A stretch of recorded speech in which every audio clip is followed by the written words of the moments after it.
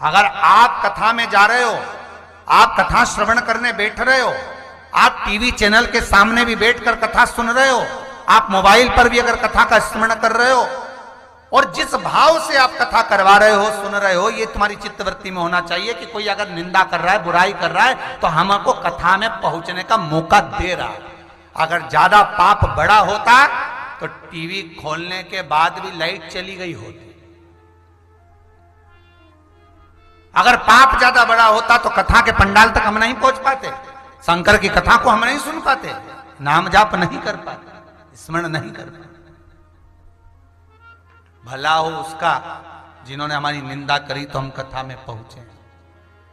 भला हो। तू क्यों चिंता, चंचुला अभी भी कह रही है, अब मेरे को लोगों ने खूब अपशब्द, कई कई माताओं की आदत रहती बात पकड़ के बड़े, हमको तो सबने धोखा दिया, सब एक भी अच्छा नहीं मिला, मैं संसार में, हमारी तो जिंदगी बेकार हो गई। हमारे जीवन में दुख ही दुख लिखा था, घर पे थे तब भी दुखी थे, हमारी मम्मी हमको झाड़ा से मारती थी, शादी हो गई, घरे आ गए, ब्याह करके पति के लात भूसे खा रहे, पी के आए, खूब गालियां,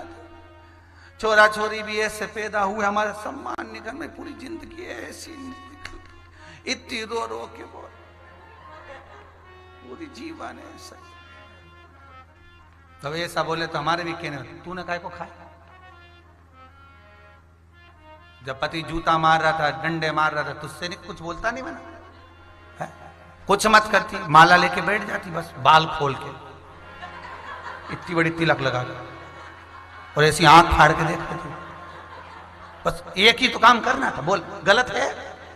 बस वो जब डंडा लेके आए, बस उत्ता में तेरे को मार दे तो गारंटी है, तू बैठ तो सही है की बात, बापड़ा नी सो जाए बिना रोटी का तो गारंटी मारी,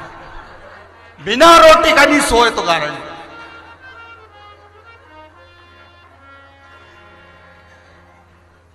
और छोरा छोरी थारे ऊपर हावी हो तो तू नहीं बन जाए। भजन में लिखा है, आरती में, तेरे भक्त जनन पर माता बीड़ पड़ी है भारी, और दानव दल पे टूट पड़ी मां, वो कैसे चढ़ जाए एक आध बार लात धर के जीवान में, बस पटक नीचे लात धर दे छाती पर, निकाल ले जीवान का, और बाल खोल के भयंकर बड़ी बिंदी लगा के, फिर देख कहीं का छोरा छोरी कभी जिंदगी में थारे कुछ सता दे। अरे एक शिव पुराण है,